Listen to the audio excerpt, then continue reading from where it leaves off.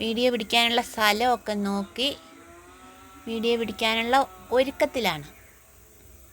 Video പിടിക്കാനായിട്ട് ഒരുങ്ങിയിട്ട് വേണ്ടേ പിടിക്കാനായിട്ട്.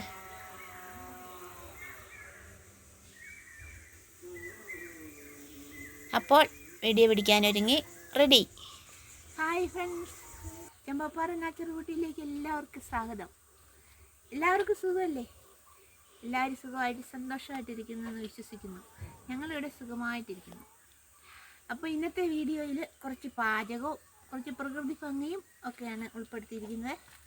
അപ്പോൾ നമുക്ക് വീഡിയോയിലേക്ക് പോകാം. ദോശയ്ക്കൊരു ചട്നി ഉണ്ടാക്കാം. ഒരു തക്കാളി ചട്നി, തക്കാളി കൊണ്ടുള്ള ഒരു ചട്നി നല്ലതാണ്. ദോശയ്ക്കും ഇഡ്ഡലിക്കും എല്ലാം കൂട്ടാൻ പറ്റിയ നല്ലൊരു ചട്നിയാണ്. തക്കാളി ചട്നി ഉണ്ടാക്കുവാനായിട്ട് ഒരു പാത്രം അടുപ്പത്ത് വെച്ച് ചൂടായി വരുമ്പോഴേക്കും അതിലേക്ക് നമുക്ക് ആവശ്യത്തിനുള്ള എണ്ണ ഒഴിച്ചു കൊടുക്കാം. എണ്ണ നന്നായിട്ട് ചൂടാകണം. എണ്ണ നന്നായിട്ട് ചൂടായി വരുമ്പോഴേക്കും അതിലേക്ക് നമുക്ക് കുറച്ച് വെളുത്തുള്ളി ചെറുതായിട്ട് അരിഞ്ഞു വെച്ചിരിക്കുന്നത് ഇട്ട് കൊടുക്കാം. അതിലേക്ക് 3-4 പച്ചമുളക് കൂടി അരിഞ്ഞു വെച്ചിരിക്കുന്നത് കൂടി ഇടാം. വെളുത്തുള്ളി ഒന്ന് മൂത്ത് വരുമ്പോഴേക്കും ഒരു ചുവപ്പ് കളർ അടിക്കുമ്പോഴേക്കും വേണം പച്ചമുളക് ഇട്ട് കൊടുക്കുവാനായിട്ട്. വെളുത്തുള്ളി ഒരു ചുവപ്പ് കളർ അടിച്ചിട്ടുണ്ട്. അതിലേക്ക് നമുക്ക് കുറച്ച് പച്ചമുളക് അരിഞ്ഞു വെച്ചിരിക്കുന്നതും കൂടി ചേർക്കാം. ഇട്ട് നന്നായിട്ട് വഴറ്റിയെടുക്കാം.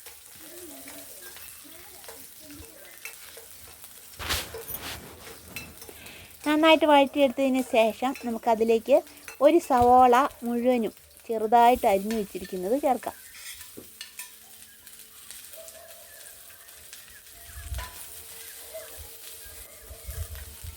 സവോള കുറച്ചൊന്ന് വഴറ്റിയെടുത്തതിന് ശേഷം നന്നായിട്ട് തീ കൂട്ടി വെച്ച് വേണം സവോള വഴറ്റാനായിട്ട്.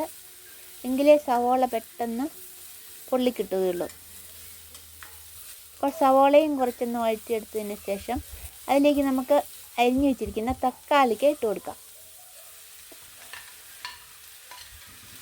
നമുക്ക് ആവശ്യത്തിനുള്ള തക്കാളിക്കും സവോളയും എല്ലാം എടുക്കാം. എരിവിന് ആവശ്യത്തിനുള്ള മുളകും ഒക്കെ ചേർക്കുകയും ചെയ്യാം. ഇതെല്ലാം കൂടി നന്നായിട്ടൊന്ന് വഴറ്റിയെടുക്കണം.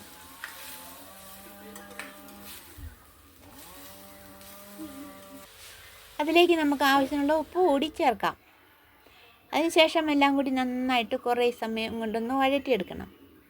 അതിലേക്ക് നമുക്ക് കുറച്ച് മുളക് പൊടി കൂടി ചേർക്കാം.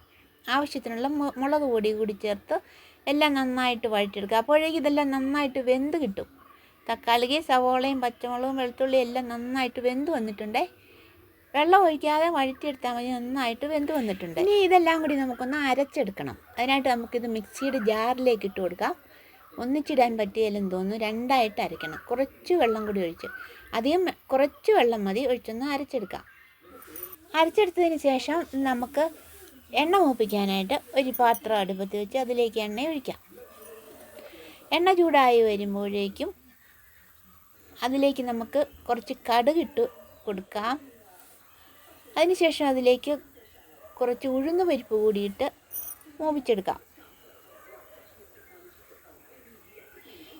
ഉഴുന്ന് പരിപ്പും കടുകും മൂത്ത് വരുമ്പോഴേക്കും അതിലേക്ക് 3-4 വത്തൽ മുളകിട്ട് മൂപ്പിച്ചെടുക്കാം. അപ്പോഴേക്കും അതിലേക്ക് നമുക്ക് കുറച്ച് കറിവേപ്പില കൂടി ഇട്ട് കൊടുക്കാം. അതെല്ലാം കൂടി മൂത്ത് വരുമ്പോഴേക്കും നമുക്ക് ചെറുതായിട്ട് അരിഞ്ഞു വെച്ചിരിക്കുന്ന ചെറിയ ഉള്ളി കൂടി ഇട്ട് മൂപ്പിച്ചെടുക്കാം.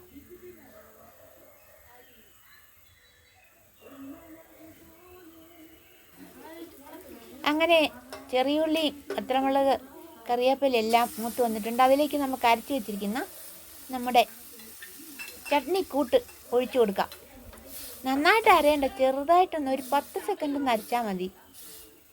ഒരുപാട് അരയേണ്ട കാര്യമില്ല. വെണ്ണ പോലെ അരയേണ്ട, കുറച്ചൊന്ന് അരച്ചെടുത്താൽ മതി.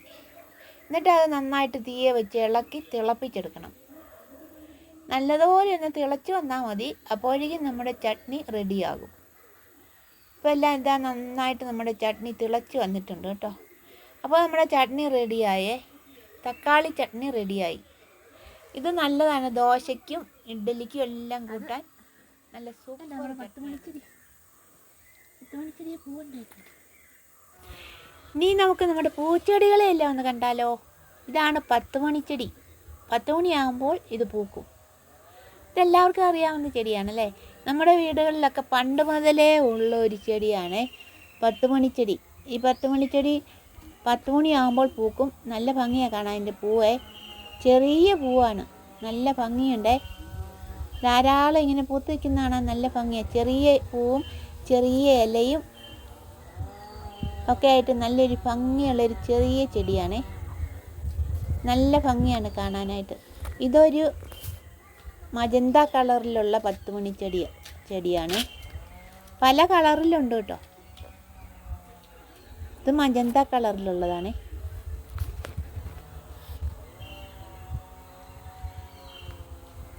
ഇതുകൊണ്ട് ഒരു ചെടി നിൽക്കുന്ന കുഞ്ഞ് ഇലയുള്ള ചെടി. പൂവുണ്ടാകുകയില്ല, കരിയില വീണ് കിടപ്പുണ്ട്. പൂവുണ്ടാകത്തില്ല. ഇങ്ങനെ കുഞ്ഞ് ഇലകളായിട്ട് ഇങ്ങനെ കുനുകുനാന്ന് നിറഞ്ഞു നിൽക്കും. നല്ല രസമാണ് ഇത്, ഈ ചെടി കാണാനായിട്ടേ. ഇതിങ്ങനെ ഇങ്ങനെ തൂക്കിയിടുന്ന ചെടിയായിരിക്കും. താഴോട്ട് ഇങ്ങനെ തൂങ്ങി ഇങ്ങനെ വളർന്ന് കിടക്കും. നിലത്തൂടെ ഇങ്ങനെ പടർന്ന് കിടപ്പുണ്ട് കേട്ടോ.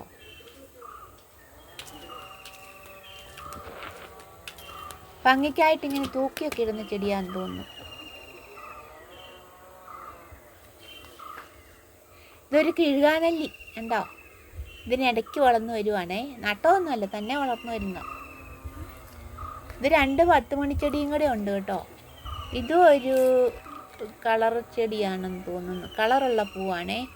ഒരെണ്ണം വെള്ളയാണ്, അത് വെള്ളയാണെന്ന് തോന്നുന്നു. പൂ ഉണ്ടായിട്ടില്ല, ഉണ്ടായി വരുന്നേ ഉള്ളൂ കേട്ടോ. ഇതൊരു അലങ്കാര ബാമ്പുവാണേ. ഇത് വീടിനകത്തൊക്കെ വെക്കാൻ കൊള്ളാവുന്ന ചെടിയാണ് കേട്ടോ. വെറുതെ വെട്ടിയെടുത്ത് കുപ്പിയിൽ വെള്ളം ഒഴിച്ച് വെച്ചാൽ മതി. അതങ്ങനെ വാടിപ്പോകാതെ അങ്ങനെ ഇരുന്നോളൂ. അലങ്കാര ബാമ്പു. പിന്നെ നമ്മുടെ